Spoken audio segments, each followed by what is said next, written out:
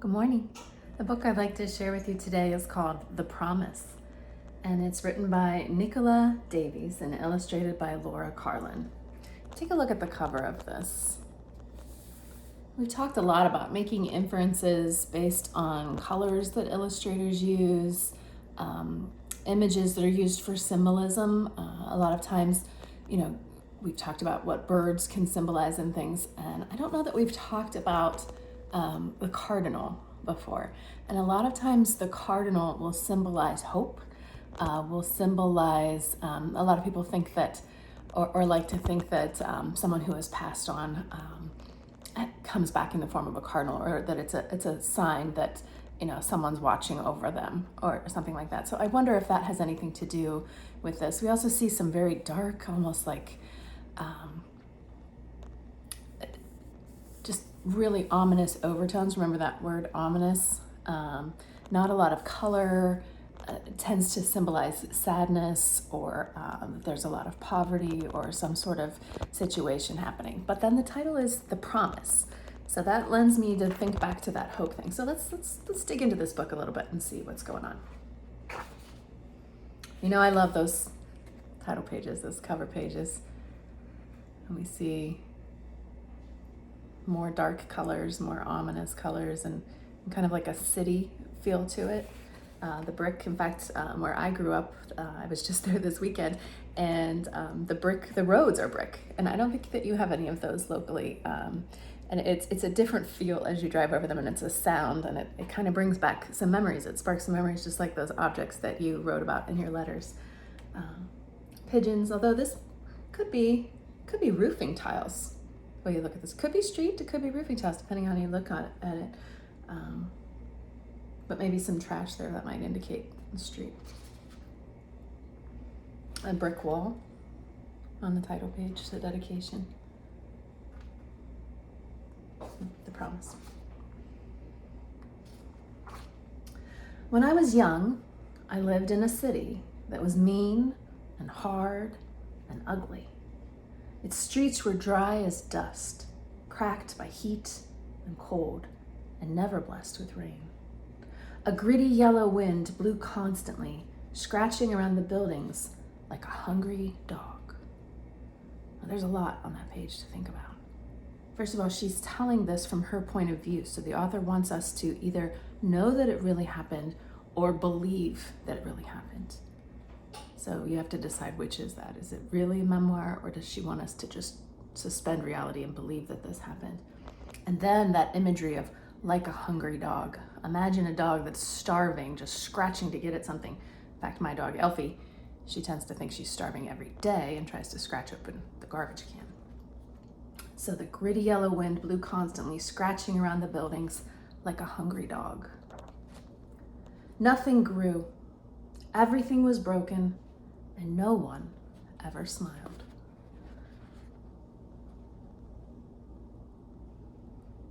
Kind of reminds me of a book by Patricia Polacco called Apollomondo's Dreams. Third graders used to read that. I don't know if you read that in third grade or not, but they used to read that. The people had grown as mean and hard and ugly as their city, and I was mean and hard and ugly too. I lived by stealing from those who had almost as little as I did. My heart was as shriveled as the dead trees in the park.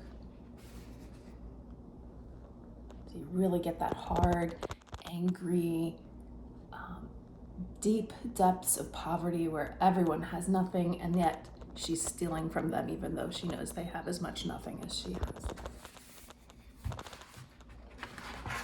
And then, one night, I saw an old lady down a dark street.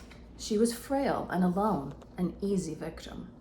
Her bag was fat and full, but when I tried to snatch it from her, she held on with the strength of heroes.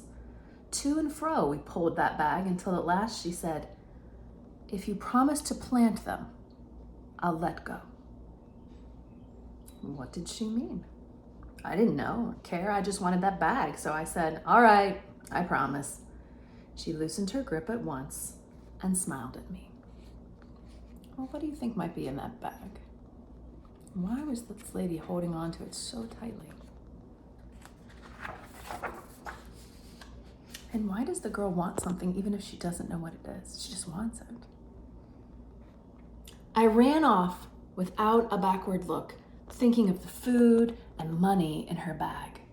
So she's imagining what's in there. There's the little lady, the girl running off.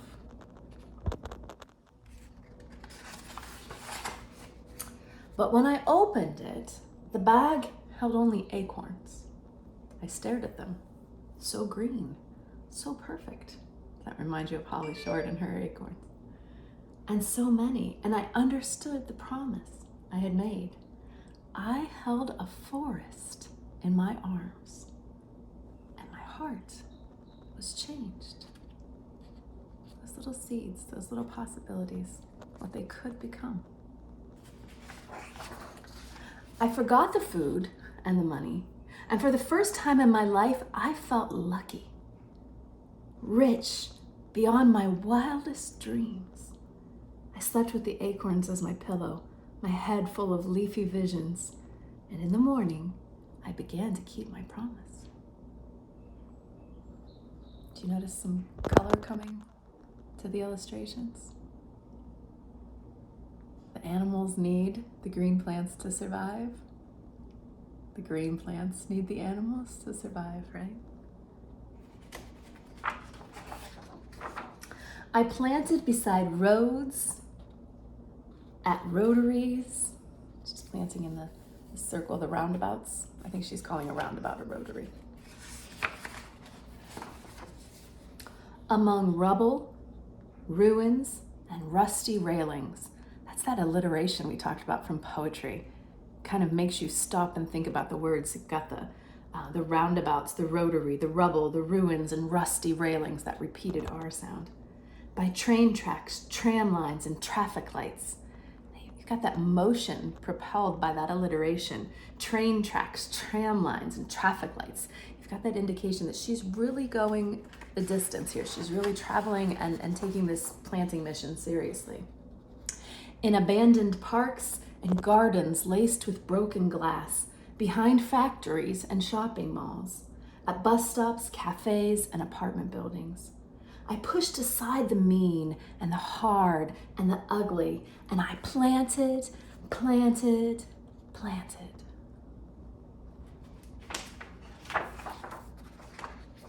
Nothing changed at first.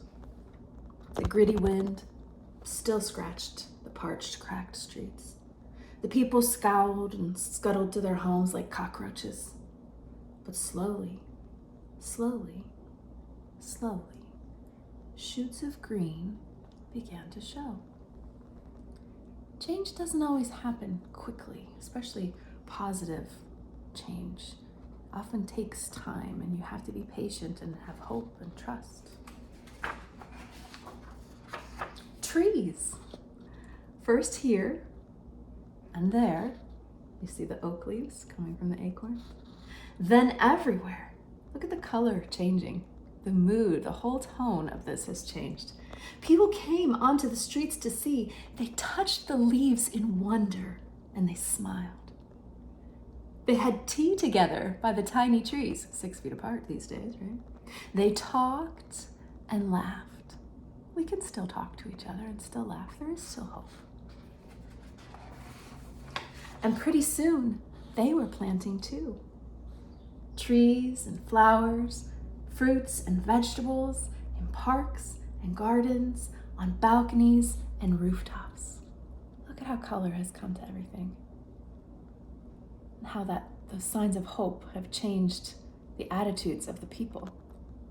They're communicating with each other, they're interacting, they're making positive changes to their environment. They're taking care of one another. Do you have any connections to that?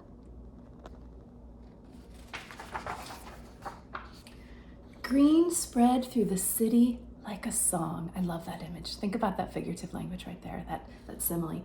Green spread through the city like a song. A song can carry on the breeze, and you know I can't resist a song. You start a song on, we're gonna have to do a little dance, right? But it spread like a song, breathing to the sky, drawing down the rain like a blessing.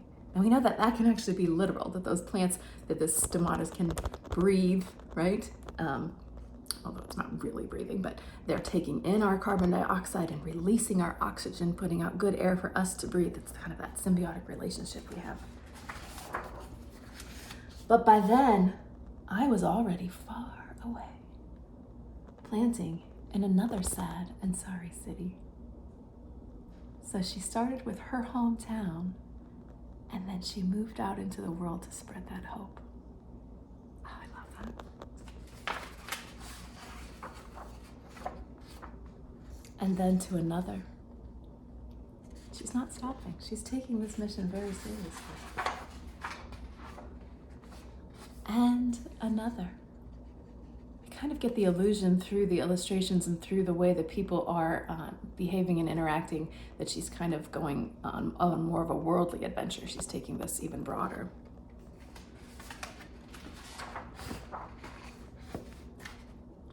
And another. You see the lanterns? Looks almost like an Asian festival. So again, traveling the world, the illustrations are helping us to see that.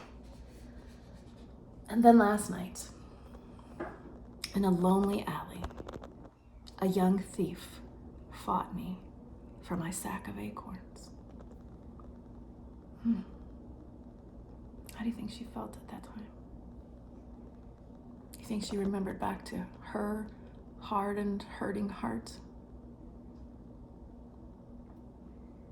I smiled and made the old bargain, knowing how a heart can change and knowing that my planting will go on. And she has hope that the acorns will do the same thing for that thief as they did for her.